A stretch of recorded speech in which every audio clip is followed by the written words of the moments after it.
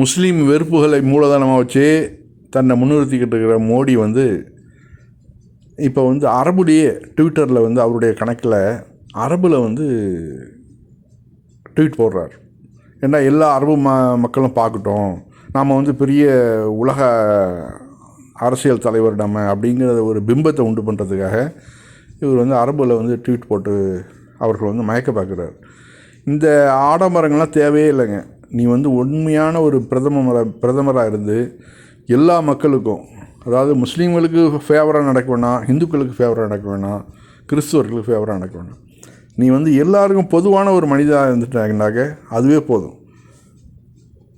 அந்த செய்தியை நம்ம படிக்கணும். அவர் போட்ட அந்த செய்தியை தமிழ் படிச்சிருக்கீங்க பாருங்கள். இன்று வெளியுறவு அமைச்சர்களையும் அரபு நாடுகளின் லீக்கின் பிரதிநிதிகளையும் வரவேற்றதில் நான் மகிழ்ச்சி அடைந்தேன்.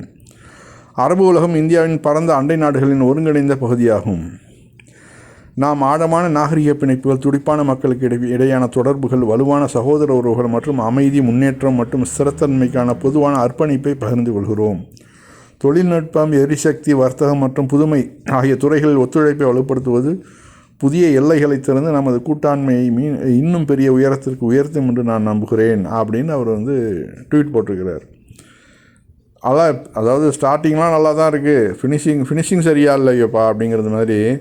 இதெல்லாம் ஓகே, கடைசியில் இதை சொல்லிவிட்டு அடுத்தாப்பில் போய் அங்கே போய் ஒரு முஸ்லீம் வெறுப்பு சம்மந்தப்பட்ட சட்டங்களையும் ஏற்றுவார்.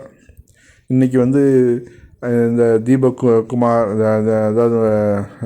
குமார் பிரச்சனை, மற்ற எத்தனையோ பிரச்சனைகள் நடந்துகிட்ருக்குது. இதுக்கெல்லாம் காரணம் இந்த பஜ்ரங் தள் கூட்டம், ஆர்எஸ்எஸ் கூட்டம், இவர்களெல்லாம் வந்து இந்த அளவு ஆடுறதுக்கு காரணம் என்னன்னாக்க இவரும் அமித்ஷாவும் கொடுக்கக்கூடிய அந்த யோகி ஆதித்யநாத் கொடுக்கக்கூடிய ஊக்கங்கள் தான்.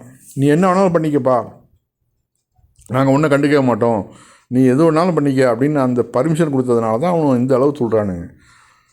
கூட்டமாக வரானுங்க. ஒரு முஸ்லீமை தாக்கிறதுக்கு 10-20 பேர் வரானுங்க. கோழைகள் உண்மையிலேயே.